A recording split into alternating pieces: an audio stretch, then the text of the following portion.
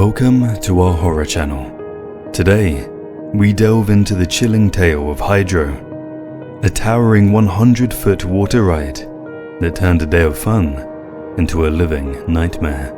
This is the story of how a catastrophic lapse in health and safety resulted in one of the darkest days in British theme park history.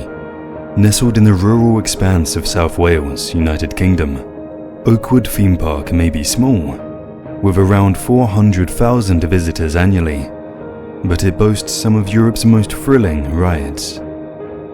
Among its crown jewels is the flagship wooden roller coaster, Megaphobia, consistently ranked among the world's top 20 wooden roller coasters. But another standout, often described as one of the wettest water rides in the world, is Hydro. Erected in 2002 at a cost of £1.7 million, Hydro towers over 100 feet and propels riders at speeds exceeding 80 kilometers an hour, creating a colossal 50-foot splash that drenches onlookers on a wooden bridge below. On a seemingly ordinary afternoon, April 15, 2004, 16-year-old Hayley Williams visited Oakwood Theme Park with friends, while her unwell mother stayed behind at their local caravan park. Hayley's parting words to her mother were eerily prophetic. "Mum, you lie here, don't move until I come home, and when I come home, I know what we're having for tea." After a day of thrills at 3:30 p.m, Hayley and her friends joined the queue for Hydro. Little did they know, this decision would irrevocably alter the lives of everyone involved.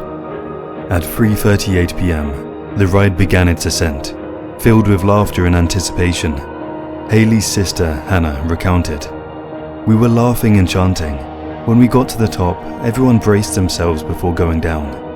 The next thing I remember is everyone screaming that Hayley had fallen."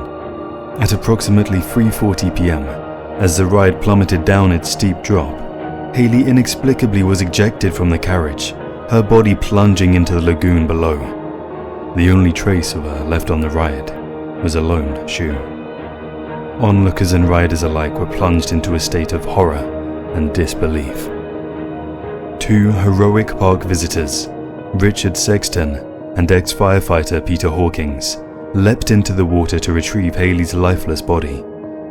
Despite immediate CPR efforts and a swift airlift to the hospital, Hayley was tragically pronounced dead on arrival to hospital.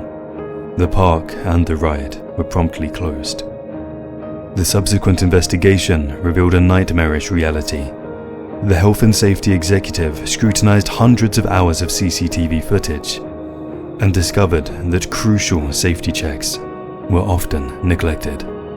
On the day of Hayley's death, 87% of passengers were not checked to ensure their T-bar restraints were secure.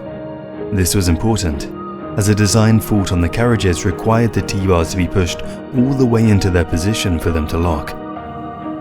Gareth Etches, operating the ride for the first time that fateful day, admitted he had only received 15 minutes of training. Therefore, he did not know the importance of the safety check. The park received a £250,000 fine and a 12-month closure.